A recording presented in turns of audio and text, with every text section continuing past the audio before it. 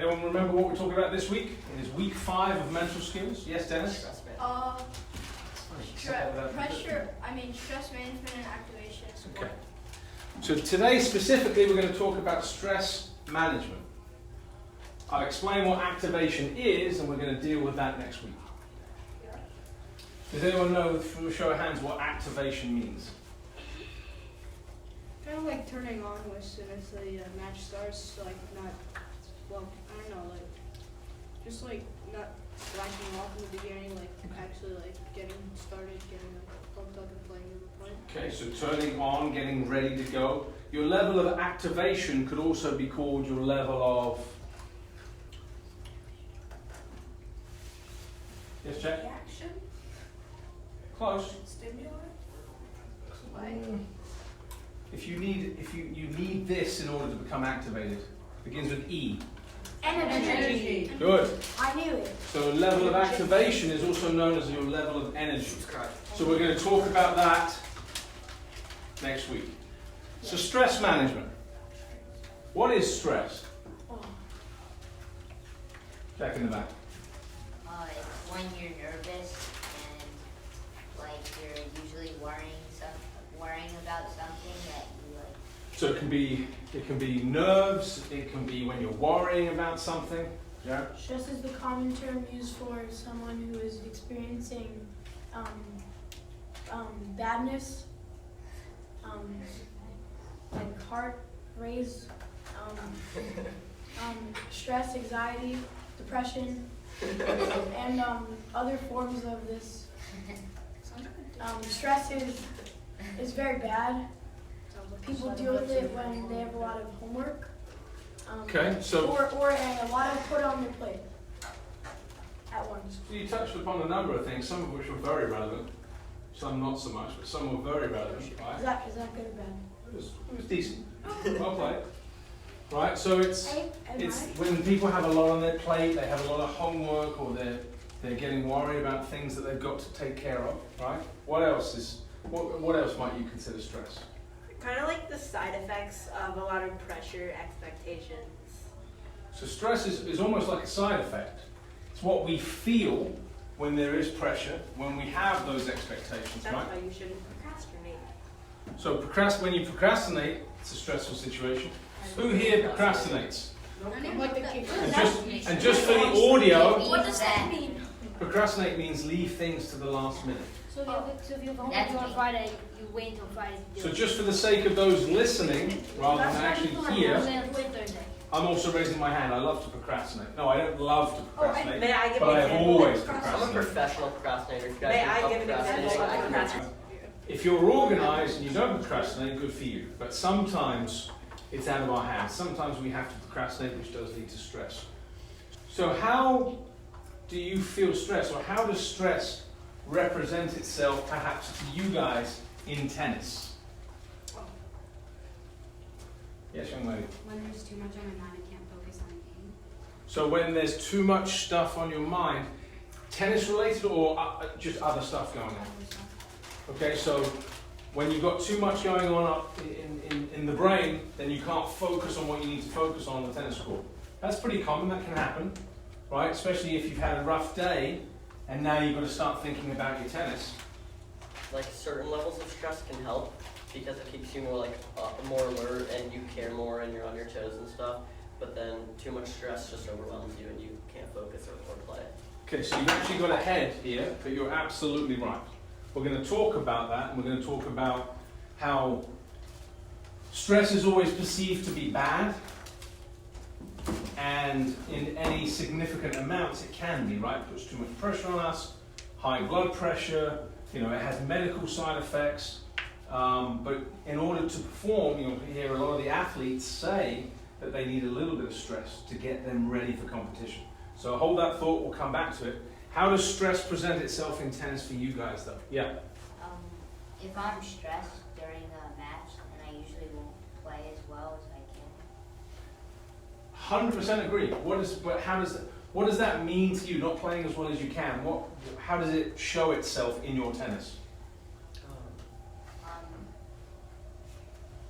You're right, you're absolutely right. But you don't play as well, but what does that mean for you? Because it's going to be different for everyone. Like, if I'm like really stressed, then I'll like miss shots. So you'll miss shots you won't normally miss. Yeah. Good, that's a good example, yeah. I usually I get really tight when I'm stressed, and I just start like missing serves, making unforced errors. So tight. Who here gets tight when they get stressed? Right? That's a big show of hands. That's a great tennis term. Oh, that was a tight serve, or that was a tight backhand, because we're stressed, which leads to us tensing up, physically tensing up, and then getting tight with the serve. The serve especially, because it's just in our heads, because we're the only ones that have control over the serve. It's the only shot where we're not reacting to something. So that's where a lot of people's stress comes out through their serve. Yes? Usually when I'm stressed, I make like careless mistakes. Okay, so a lot of unforced errors come in because we're so preoccupied with the stress, we're not doing some of the basics that we need to be doing. Very good, yeah. Like when I'm stressed, I have so much like going through my mind, so I sometimes don't make the right shot selection. And Shot selection goes out the window, right? When you know you should be hitting the ball back deep to someone's backhand, suddenly you try and drive a forehand down the line or cross court when it's not the right time. That's a good one. Yep. Sometimes when I'm like really, really stressed, then I'll just whack the ball as hard as I can, and then I'll like do good on my serves. So sometimes it's just hitting the ball too hard and with no consideration of whether the ball's going in or not. Yes, Jan? Sometimes when I'm stressed during a pressure situation, it like doesn't help, and like I don't like the pressure situation. Agreed. For you particularly though, how does that come across? Like during a tiebreaker. Yeah, but how does that come across in the way you play? Because you're right, and I've seen some of you play matches. I haven't seen others, right? But Jack had a great game at the weekend, by the way, and he played extremely well. But it came down to a super tiebreaker, and there were some very tense moments. And on a couple of points, I think you'd agree with me. You didn't play as aggressively as you had done in the rest of the match. Right? Neither did your opponent, by the way. Your opponent got tight, you got tight, and it led to some points that weren't as aggressive as you guys had played throughout the rest of the match. That's normal. That's normal, but what we're going to talk about today a little bit is how to deal with that. Because it happens to everyone. It happens to the professionals, happens to the juniors, happens to your parents that play, and it doesn't just happen in tennis, it happens in all aspects of athletics, of life, of schoolwork. Okay? So, there's one other thing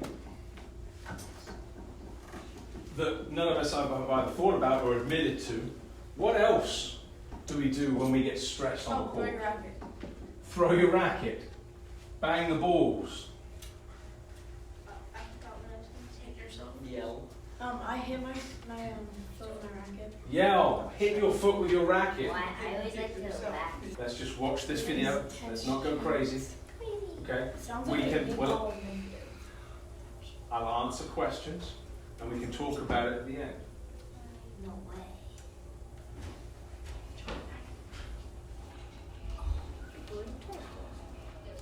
Can we raise the volume? And then there's the agony of defeat. Which really sucks. But there's nothing worse than choking a match away.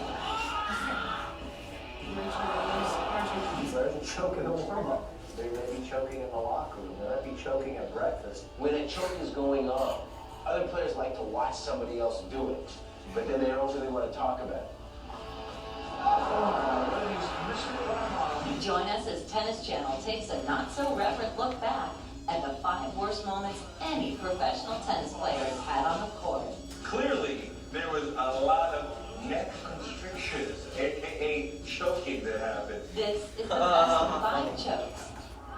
I don't get it. Is it actual choking or is it like... No, choking the match. Well, after the intro. Choking at breakfast. Yeah. Choking. In tennis, there's nothing lamer than choking a match away. Talking about that C word, choking. A choke is when you have a commanding lead, you're close to winning, and then somehow, through the fault of your own, you snatch defeat from the jaws of victory. Choking for me is when a player can no longer play because they've become overwhelmed by the moment, so they cease to be able to swing at the ball. Well, it starts basically from getting ahead of yourself. Thinking when you have that big lead in the third set, okay, I'm in a position to win, and move on to the next round. Everybody feels the pressure when you are close to the victory. I think everything is made up. When you say it's small things, you know.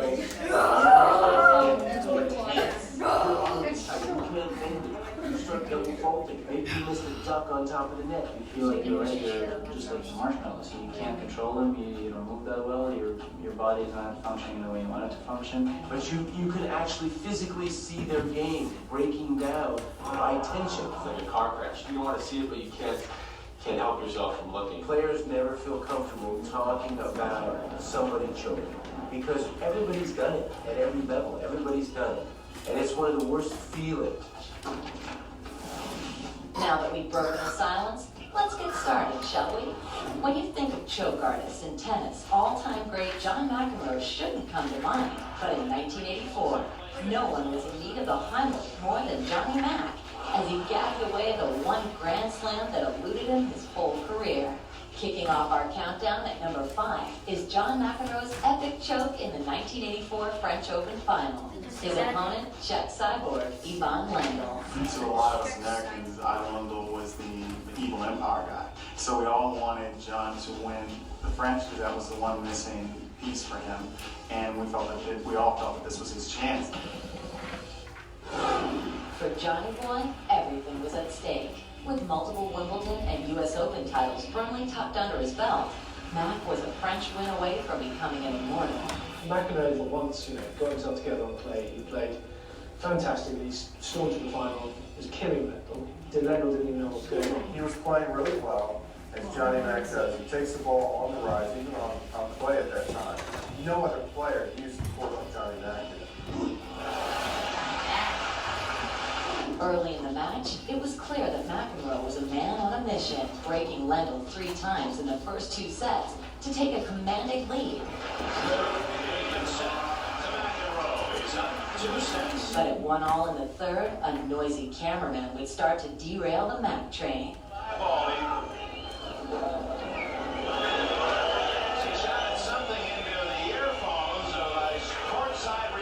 Once the dam burst, dumps a couple easy volleys, and Lendl hits a couple of nice running forehand, and next thing you know, Lendl's got that third set, and then sort of runs away from that. McEnroe began to get angry, and the whole thing does tend to unravel a little bit. He gets down on himself. Lendl stays cool, calm, collected. Lendl sensed that this was his opportunity to play his game and just grind it to the ground. And that's exactly what he did. And I've never seen Johnny Mac so As Lendl applied the pressure, Mac buckled and let the French title slip right through his hands. The image, I think, of that match is Lendl going up to receive the trophy and the look of absolute disbelief and dismay and despair on McEnroe's face that day, because he probably knew that that was his one and only chance of really winning the French. Mr. Token still has nightmares. You don't have nightmares over a loss, even in the Grand Slam final, unless you know you did something wrong. I'm told you should never bring it up in his company. You don't want to smack in the eye. Coming up, Gabriela Sabatini gets the yips at Roland Garros. But first, here's a horrific choke by Andre Medvedev, as told by Touré. So I'm watching Andre Agassi in the finals of the French Open. He gets lost in the first 2 sets. I said, this is over, I'm gonna go play tennis. Nothing going right for Agassi so far. Hard to imagine this can continue much longer. I drove an hour uptown to play. By the time I got to the club where I was going, they were in the 5th set. It was like amazing, and I think the Russian felt the trophy in his hands, and the net started to constrict, and the choke started.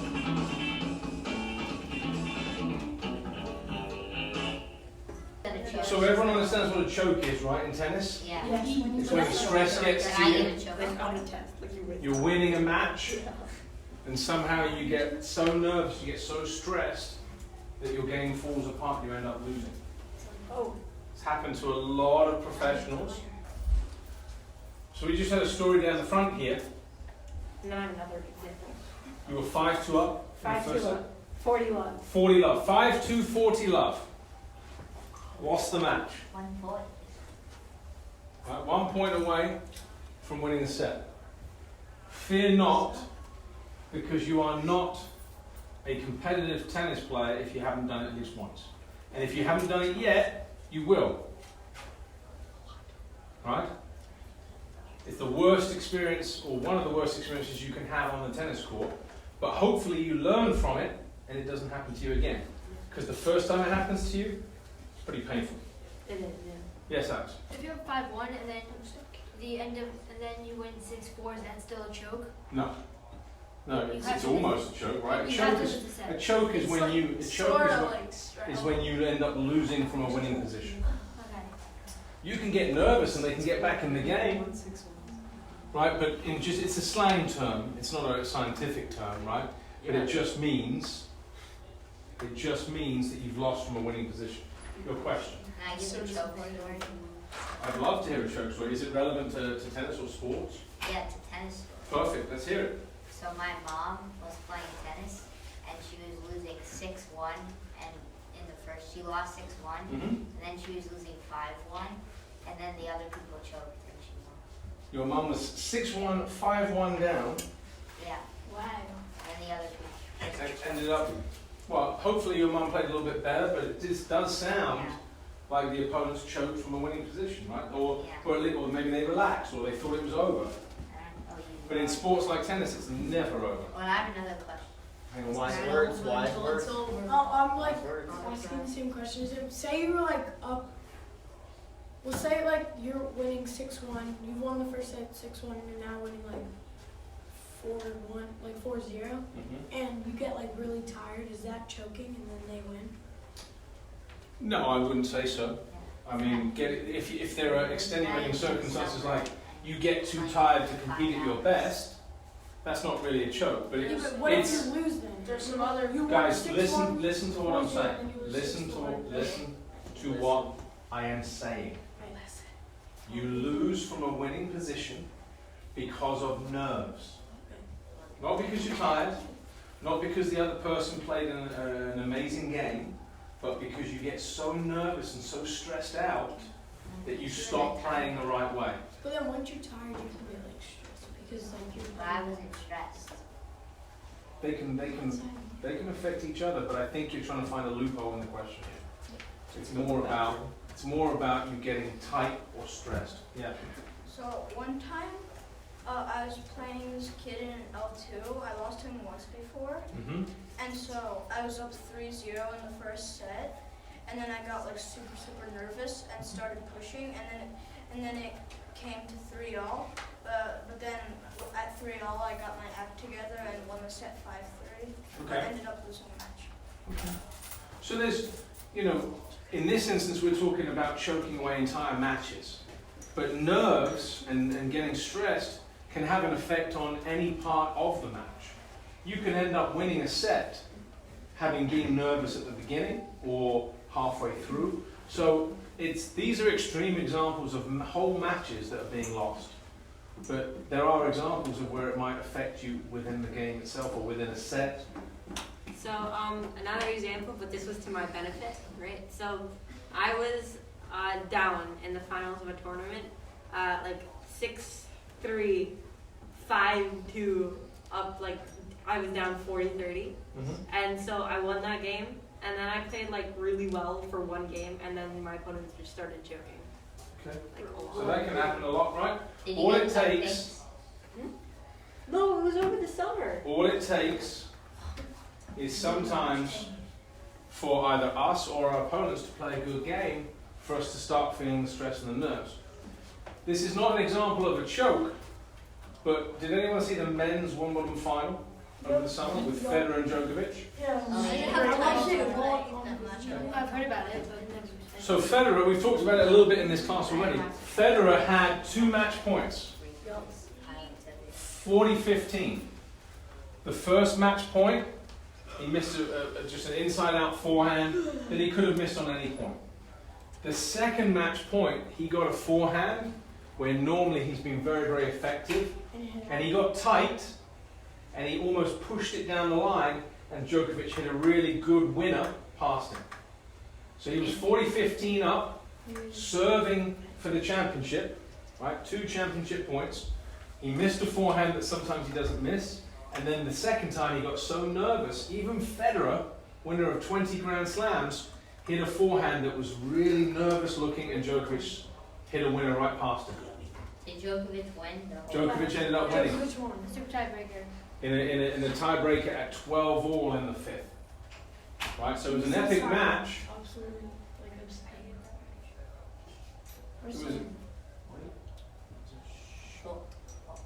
So it was an epic match, but Federer had 2 match points with 2 forehands that normally he wouldn't miss. All right, let's watch the end of this video, and then we'll talk some more. His good friend and fellow countryman, Malabaya, Washington.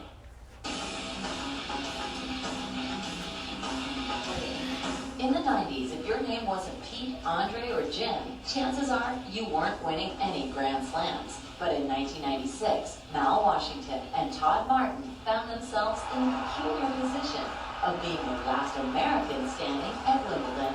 Pete that year had lost. Krajicek had beaten him.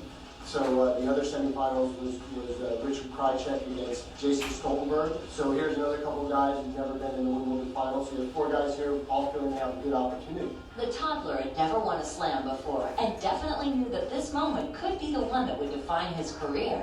And with a chance at a Sampras-less Wimbledon final in sight, both Martin and Washington went to war in a 5-set slugfest. After blowing a 2-sets-to-love lead, Martin raced out to a 5-1 lead in the 5th set. Oh yeah, come on! Get it up. Come on, says Todd Martin. I'm 1 game away from facing the Wimbledon final. He served for the match twice with his serve, and he definitely got tight. I mean, he all of a sudden kind of got the collar a little bit. That was a choke. So he really tightened up. Choked, as the players would say. You could see him as each point went on getting more and more nervous. You see these things unfold, and then the opponent gets a little more bold and starts taking some chances, and it's just one of these complete shifts. Mal took advantage of Martin's nerves and rattled off 4 straight games to bring it to 5-all in the 5th. And just when Martin thought his day couldn't get any worse, tournament officials suspended the match due to rain. I tried as hard as I could, to get him to forget about what had happened. But, again, you felt like you should have been in the finals of Wimbledon. It was tough to get that out of his head. As play resumed the next day, Martin picked up right where he left off as he handed Mal a shot at the Wimbledon title, losing the 5th set 10-8. When you see that finish line, sometimes that's when you get ahead of yourself, and I think that caused him to tighten right up. Stay tuned. We have more of the most sinfully delightful jokes of all time coming up. But first, here's an honorable mention, as told by Chanda Rubin. I was playing Yana Novotna on center court in Paris. I was down 5-0, 40-love in the 3rd set. I was literally thinking about going back to the apartment, packing my bags, getting on the first flight, but she started dumping slice backhands into the net. Just backhand after backhand, and certainly there was a bit of a choking element involved.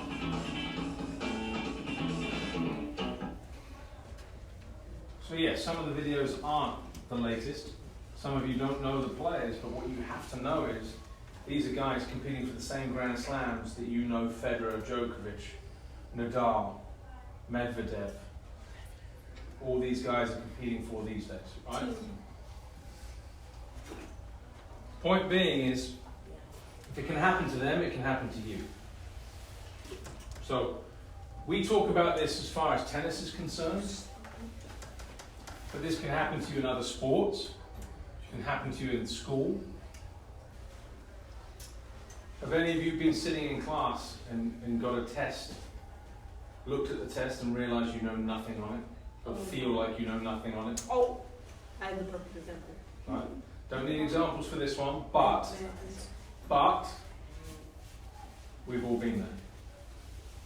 This better be good if I let you give you the floor. Yes. Come on then. Okay, so there's this one Spanish quiz in 7th grade. You told us about this. Oh yeah, I got a 23 on it. So, yeah. So it's so traumatic to you, you bring it up in multiple classes. It wasn't really traumatic, it was just really funny. Okay. Because like she dropped the lowest grade, so it's all good. Okay. No. So let's talk about how stress can be good. We've talked a lot about how stress is bad. How can stress, as Jordan said earlier on, sometimes you need a little bit of stress to perform. Why is that? Right? Sometimes stress can give you a motivational energy that you have to do good, and sometimes it can pump you up a little bit. Alright, so it can give you some motivation. Why else is a little stress good?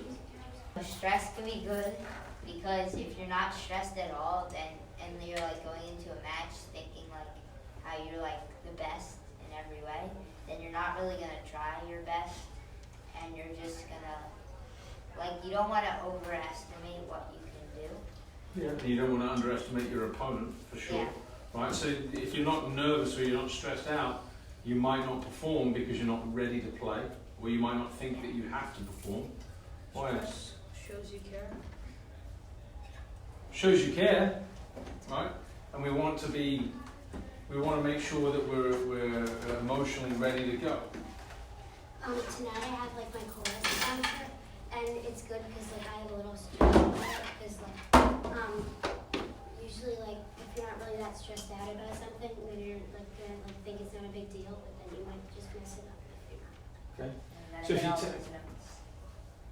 So if you take things too lightly, and you're not going to prepare for them properly, right? So you've got some nerves, you've got some butterflies about tonight. Yeah, a little bit, right? It's not to the point where it's making you feel sick, but it's enough to know that you're getting ready to perform. Yes, Jack. Well, stress can keep you on edge too. When you're not stressed, when you're nervous and stressed, like you get the adrenaline going.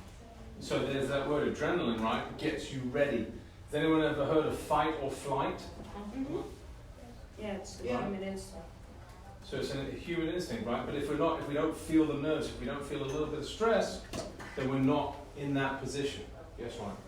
To add on to Jack, if you don't feel that little burst of stress, like nerves, then you might go into thinking that you have like an easy win, and then once you realize that you're down, it could really bring you down a lot.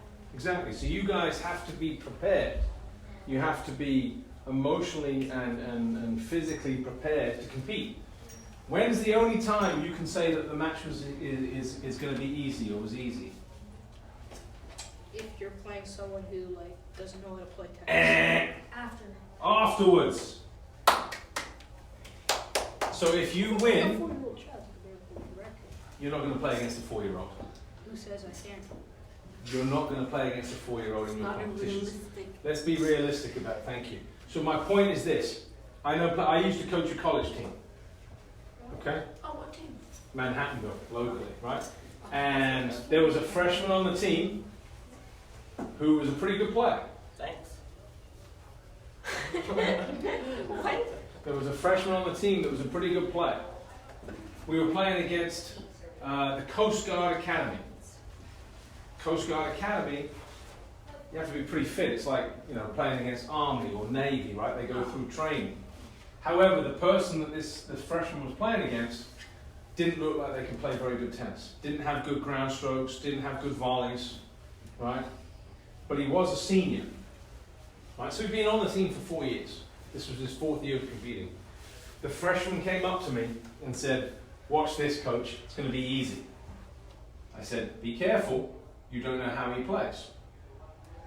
Sure enough, when the match got going, the freshman won the first game. I said, "Hey, it's going to be really easy." That was the first and the last game he won. He lost 6-1, 6-0 against a guy he said couldn't play tennis. It was one of the best lessons I ever saw about being physically and mentally prepared to play against people. When you come off the court having won 0-0 or 1-0, then you can say, you know what, that match was easy. But until that happens, you can't do it. And that guy, when he was looking at the warm-up, he just relaxed. He didn't manage his stress levels. He didn't get his level of activation or his energy levels up enough to compete. And it cost him.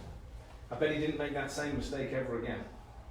Yes, Lucia? Okay, so this is like an example, but like related to what you were just talking about. Okay. So I was playing this one kid in a tournament, and in the warm-up he would hit every ball like a lob, as if he could like barely play tennis. Mm-hmm. We started the match and he started slapping the crap out of the ball, and like he, I don't know how you say it, like I wasn't really like alert, I'd say. Like I wasn't really prepared for him to be like hitting the ball that hard. So he faked you out almost, right? I've heard of that. It's not very common, but I have heard of people pretending not to play in the warm-up and then being ready to go when it starts. Last example, Dennis, is this a good one? Yeah, I think. Okay. So, one time in orange ball, when I played this kid in Bronx, like in the warm-up, he was like hitting backspin on every ball, and every single one of his shots was going like 10 feet out and with backspin, and then when the match started, he beat me 4-0, 4-0. Okay. So just because someone's not performing well during the match doesn't mean, during the warm-up doesn't mean that they can't play in the match. All right, so now we know that we don't want to let the stress and the anxiety get to us too much, but we have to have a little bit of nervous energy, which again is finding the right balance. What does that tell us about our stress levels? Is it something that is caused by the match itself? It's caused by the way like we perceive the match, we perceive the opponent. It's like all mental. All right, so the reason we're sitting in this room, apart from the fact we were told we had to be here by our parents, right? No. Aside for that, no, I know you're all here because you want to be here. Of course. Of course. Dave, you make my day better. Mom, save me. That's right. Okay, enough of that. So listen, there was something very, very important. There was one particular word that made all the difference. Okay? The perception of what the match means, of what it means to us, of what it means compared to for our coaches or our peers, right? It's the perception of the event, or it's the perception of our reality is how the stress affects us. If we think something's really important, how is that going to affect us? Like we'll prepare better for it. You'll do a lot more to do well in that thing. Sure. So hopefully it'll help us prepare more. Yeah. But what else would it do in terms of the way it makes us feel? It could get you nervous if you like want to do really well. You're afraid to not do well. Okay. So if we place so much importance on it, if we place so much importance on our chorus tonight that we can't possibly make a mistake or we don't want anything to go wrong, then that's going to affect the way we feel about it. That's going to increase our stress levels to perhaps levels that aren't manageable. So, if the stress levels it's our reaction to a situation. It's how we react. Right? So in effect, who's in control of our stress levels? Us. Us, ourselves, we are.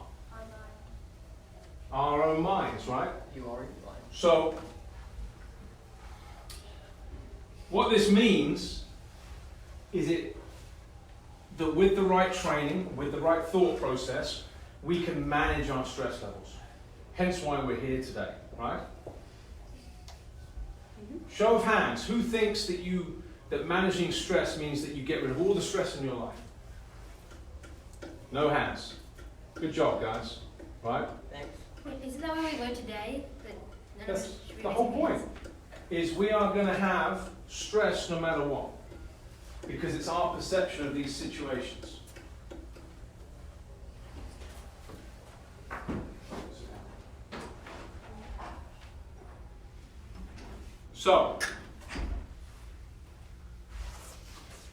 It's going to be how we deal with these situations. So if we know that we're in control of this, okay, what can we do to manage these situations? Because we've just talked about how different situations mean different things to us.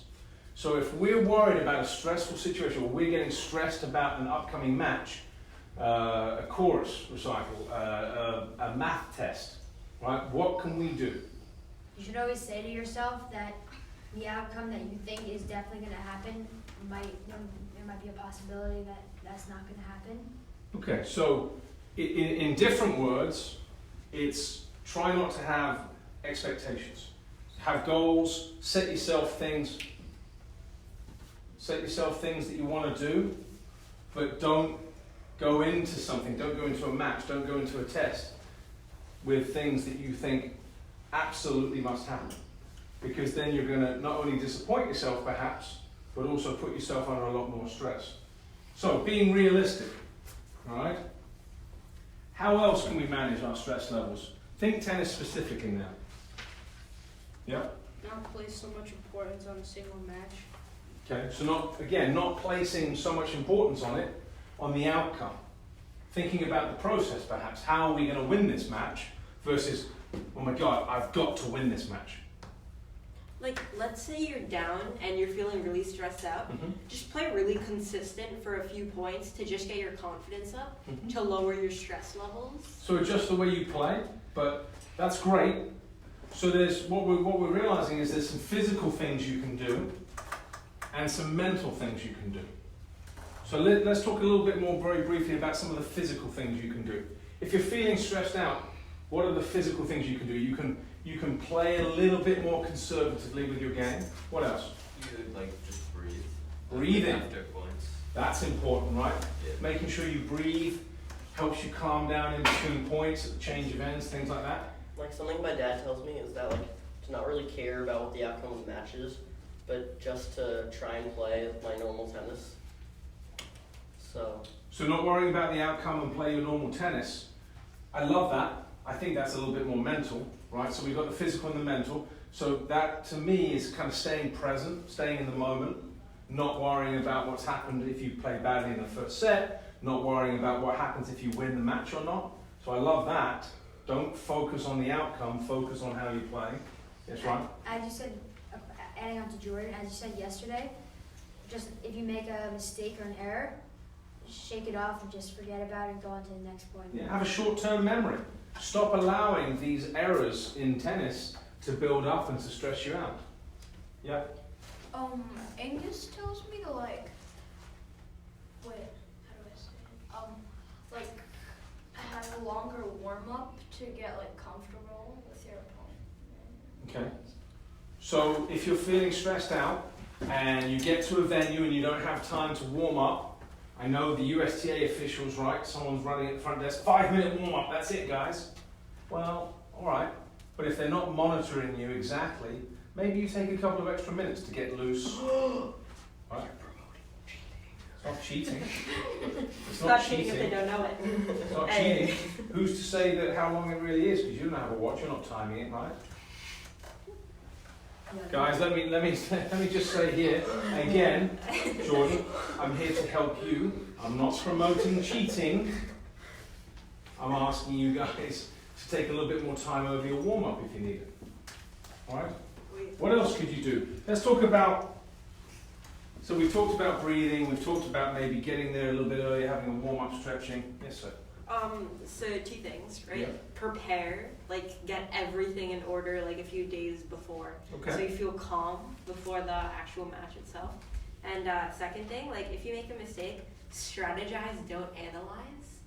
Because if you strategize, then you can figure out a new strategy, like a plan A and plan B, plan C to beat. So they're 2 very, very different things, but they're both good. So the first thing is the more you prepare, the more you're going to be ready for certain situations. I like that. Right? And the second one, it's a little bit of semantics, whether you say don't analyze. What did you say? Strategize. Strategize. So you're thinking about moving forwards, not overthinking what's happened in the past. Right? So that's another good, that's a good mental one. The first one could be physical and mental in terms of the preparation. What else do you think is really, really important? And we'll leave it with this.